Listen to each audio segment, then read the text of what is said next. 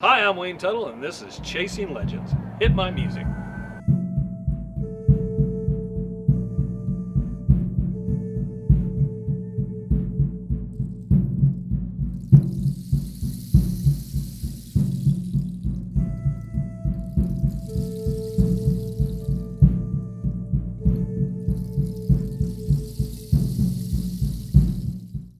Welcome back, I'm Wayne Tuttle. This is Chasing Legends. Please hit subscribe, hit the notification bells, leave a comment if you want to leave a comment. Go to our About section, you'll see the represent.com. Pick up a shirt, Dutch Hunter Rendezvous, Legend of the Superstition Mountains, black, gray, short sleeve, long sleeve, and you can't get these yet. Hopefully maybe we'll get a bunch of these and give them away later as the film comes out. We are here right now still at the Tucson Film Festival, but probably when you see this we won't be. We'll be south. We'll be somewhere else. We'll be in Hollywood. Okay, maybe not, but anyhow. So hopefully we'll have some stuff to kind of throw out. The film will come out on DVD and Blu-ray June 18th. It should be going into theaters by the time you're seeing this. So contact your local theater operator and see if they will want to bring this film in. Lust for Gold, A Race Against Time, Robert May and Bob Brown production, Sunart Films. Awesome. Okay, got the plugs in. So let's move forward. We're here again with Salvador Degadillo. And Salvador is a Treasure Hunter of the Year Awards. So let's talk about how you started that. Many years ago. In fact, it's about 35 years ago at this point, isn't it? I'm on 29 years ago, maybe. I'm more like it. 35 means I only got one. No, about 30. 35 years ago. 30 years ago. What got you the idea to start the Treasure Hunter of the Year Awards? Well, I come here in March 15, 1982, and I only want to be here for 6 months and go back to Florida and bring my friends and do a big corporation. It never happened. So I started my logo in 1982. It was called B3, and it's where my rings show B3, Victory Club. And the 3 V's mean? Bini, Biri, Bishi, I came, I saw, I conquered. Thank you, that's Latin. And 40 years ago, I had the chance to sell my logo for $50,000. And I say, no, I'd rather to starve than to sell it. And they asked me why. I said, because one day my logo will be very popular all over the world, and I want to bring my friends with me as I come up the ladder. And it took me 10 years, almost 10 years to finalize it. But I started in 82, and by the time I started, officially it was 91. So I started. It took me almost 10 years to do it. All right, so, and what gets you to decide, hey, I need to start this thing, this Victory Club? Because part of the problem was that when I come here, nobody give credit to nobody. Everybody want the credit for themselves, and they want to give credit to nobody. And I was one of those, don't the credit that was due. And I say, I'm not gonna be like them. I'm gonna make sure that everybody get their credit where credit is due, and to let people know that I appreciate the fact that they hold the mountain together for me to be able to search, Yeah, and you picked the first 12 years. First 12. What made you come up with the decision to do every 12 years? Because it was 12 years you, 12 years Rick Gwyn, now Bob Shoes and I do it for 12. The reason I did 12 because 12 is well, some people would call it a holy number. It's 12 months of the year. 12 peoples, and 12 and 12 and 12. So 12 to me was the magical number. And the Ides of March, why did you pick the Ides of March? Because every year it's held on the Ides of March. Well, that's a long story. I retired when I was 30 years old, on March 15 at 5 o'clock in the morning. And I took a Greyhound from Apache Junction all the way to from Key West, Florida, all the way to Apache Junction. And I got here at 17. 5 o'clock in the morning. That's why the Ides of March are very important to me, because it's when I retired. So it doesn't have to do with Caesar. It has to do with Caesar. Oh, it has to do with Caesar as well. Because it's a course that any project that gets started on March 15 is doomed to fail. It didn't. Mine Yours didn't. I hope not. It stood the test of time. And some of the people, the first person you inducted was? Clay Wars, because he's the granddaddy. He's the granddaddy of the treasure hunters. So and Clay's been there a long time, and the other individual, he got one much later, was Tom Hollenborn. other granddaddy Yeah, of the group. Some of the other names you put in, and you know, Bob Corbin. Yeah, he used to be, when I met him, he used to be the Arizona State Attorney General. Yeah, back then. Yeah, when I met him. Yeah, so you met him, you inducted him. Bob Shoes? Yeah, Bob Shoes on the ghost town.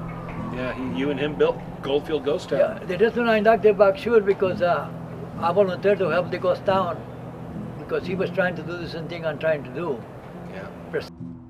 Yeah. Preserve the history of the Superstition Mountains. So. Another individual you put in the first 12, your first 12 was Rick Gwyn. Rick Gwyn, with him and I, we hit off from day one, and so far so good. Yeah, you've been friends since when you showed up first time. Yeah. Another individual you put in the first 12, Bob Ward. Bob Ward was what I call my mentor. Everybody say he was a killer, but to me he was the nicest guy in the world. But it's because you lived. I could, until I like to talk about it. Now we'll come to a controversial name that got everything switched gears, was Chuck Crawford.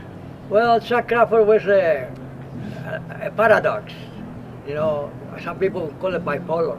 And one day, on one hand, he treated me like I was his son, and the other hand, he treated me like I was his enemy. Yeah. But in between times, he was the greatest. Okay, Mel Fisher. You actually put Mel Fisher into our treasure The hunter. reason I include Mel Fisher because the Cubans in Key West, Florida introduced me to a crazy gringo that he was looking for a Spanish galleon, treasure galleon, and they call him a crazy gringo, and they want me to help him to go diving. And So you knew Mel Fisher. from when he was broke, Yeah. I met him before he hit it big, Yeah. back in the 1982. Did he ever call you up, say, "Hey Sal, here's some back pay"? I never worked for him because Because he was broke. No. The reason I work for him because he don't have what they call it iron lungs. Yeah. Oh, he didn't have the aqua. Okay. The compression, we call it iron lungs, but then now they call it the compression chambers. Another one of the first group 12, Ron Feldman. Oh, that's a long story. Ron Feldman kind of liked me, and he gave me odd jobs to do, with stables and things like that. Yeah. And I learned a lot from him because he went here, and I feel like I owe him because he knew Jan Cochera. Yeah. And Jan Cochera found gold like this, but chunks of gold like this. What I was told back then would be by Tortilla Ranch. And years later, they keep moving around, that I don't know now where he really found it. And I had the chance to buy a big chunk of Cochera's gold. Yeah. For $600, and I tried to get two more people to help me where I can put 200, they put 200, and somebody put 200. It never worked out. And Which leads us to the next name that you put in, Gaunt Chera himself. Jan Cochera himself. I never met the guy, but I give a run, a plaque, a Traswantes plaque, a ring, and the goddess of victories. Yeah. So there. Anybody else we're forgetting there? That first 12. I'm trying to think. I think we got most of them. Yeah, most of them. It was 12, you know, but each of them is you got to remember each of them is an individual. Everybody is not like a cookie cutter. Everybody's different. And I think 13th or 14th along the line was you. Salvador Degadillo got his finally. I got it through Rick. Yeah, Rick Gwyn gave it to you, and you got a ring. Yeah, I got a beautiful ring. Yeah, what happened to your ring? Well, that's a long story. Yeah. Somewhere along the lines, you went out with the ring. What? Along the lines, you went out with the ring. I ended up with the ring. Yeah, you went out with the I ring. ended up with the ring.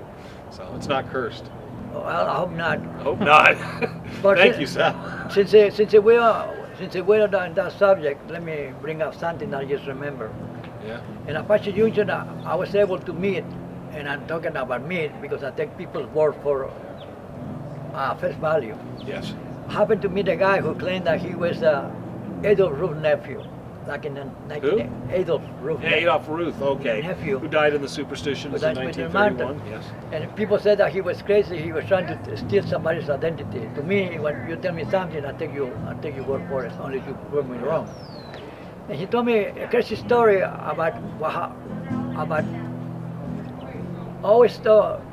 He told me there was 2 be 3 rings made, and they were not made in silver. He thought they was made in platinum. And that Adolf Ruth was wearing a ring, and his father wearing a ring, so he was Adolf Ruth's nephew. And his father, in one of the routes, like in the 60s in California, somebody went into, his father loved to read, and somebody went into the library and they bashed his head with a baseball bat and walk away. And he was someplace in Arizona when he got the call that his father died, and he asked them what happened. He said, we don't know what happened, because they entered the house, bashed my father's head with a baseball bat. Actually, his lawyer called him, his father's lawyer called him. He said, your father died, somebody come into the house, don't touch nothing. They bashed your father's head in, sitting like in a desk, in a chair with a desk, and walk away. Very mysterious. Don't touch nothing, don't burn nothing. And by the way, and I said, what do you mean by the way? The lawyer said, you know, your father have a ring, and Adolf Ruth in the Superstition Mountain 30 years ago have a ring. He died in the Superstition Mountain, and your father died mysterious death like 30 years apart, or maybe 30 some years apart. And by the way, you can have your father's ring. And he said, what is the story of my father's ring? Everybody who wears that ring died a mysterious death. And when he said that, he said, he asked me, I said, well, if I'm gonna die, you can keep it. So, as far as I know, Adolf Ruth's ring disappeared. We don't know where it's at. Oh. And the second ring that belonged to Adolf Ruth's brother, and that with his father, with the nephew's father's lawyer, and I offered him a ring. The first ring, I offered him the first ring. I said, the first ring I'll make, I will give it to you. He said, Salvador, if I don't take my father's ring, why might you think I'm gonna take yours? And he said, no. I said, because that ring is cursed. I said, when one night you told me that, I'm gonna kill 12 people before what happened. And some way somehow, I think the curse is broken. As far as I know, the curse is broken. There you go. The curse is broken. As far as I know. Thank you again, Sal. We always appreciate it. Thanks everybody for watching. This was another episode of Chasing Legends with my guest Salvador Degadillo, and we will be back next week with yet another episode. So please hit the notification bells, keep caught up with us, hit subscribe, leave comments, everything else. And we thank you. Everyone, take care, and we'll catch you next time on Chasing Legends.